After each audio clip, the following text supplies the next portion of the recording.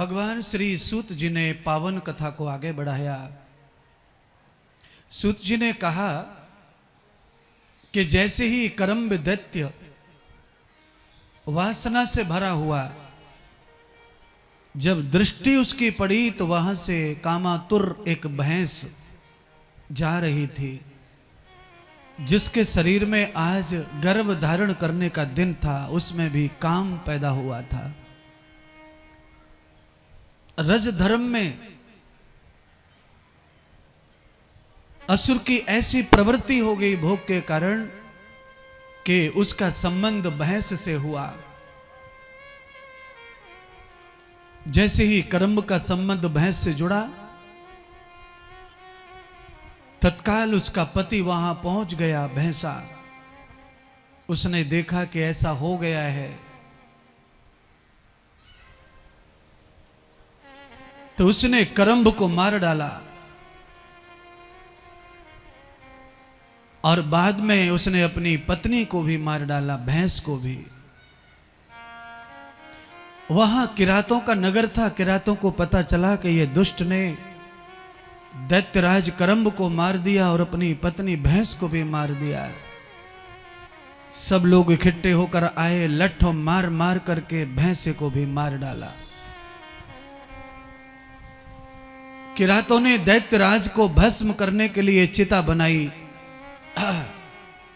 और उस चिता में दैत्यराज करम्ब की शरीर को रख दिया।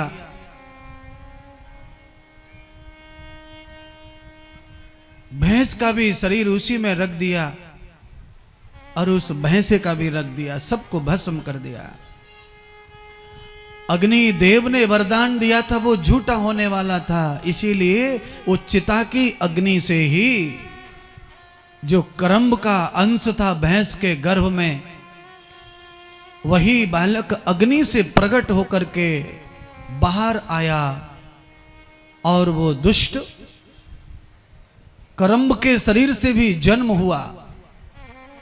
जैसे ही उस बालक का जन्म हुआ भैंस के शरीर से, चिता से, वही बालक महिषासुर कहलाया। भैंस का बालक होने से भैंस के जैसा बनावट, भैंस के जैसा माथा, भैंस के जैसा बड़ा शरीर। करम्ब के शरीर से भी दो राक्षस पैदा हुए। उन दोनों राक्षसों का नाम रक्त और बीज।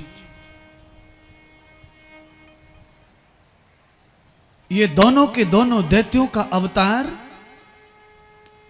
चिता अग्नि से हुआ। अग्नि देव की कृपा से, ऐसा सूत जी ने सौनक आदि ऋषियों को कथा सुनाई।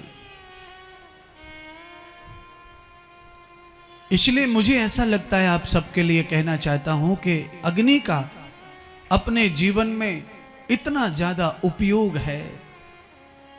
इसलिए हमारे हिंदू धर्म में तो अग्नि के बगैर कोई पूजा पाठ है ही नहीं। हम तो भगवान को प्रसन्न करने के लिए अग्नि का ही अधिक प्रयोग करते हैं, चाहे वो यज्ञ हो, आरती हो, धूप बत्ती, अगरबत्ती हो। इस समय तो नवरात्रि चल रही है, तो आज आप रात में मंदिरों में देख रहे हैं कितनी रोशनी लगी हुई है, कितनी झिलमिल हो रही है, इलेक्ट्रॉनिक लाइटें सजाई जा रही हैं। ये सब चीजें क्या है? ये अग्नि का प्रतीक है। अग्नि का प्रतीक है ये सब। ये बल्ब हैलोजन क्या है? ये अग्नि का ही प्रतीक है। ये आर्टिफिशियल तो है, पर ये प्रतीक अग्नि का है, यानी ईश्वरी का प्रतीक है ये।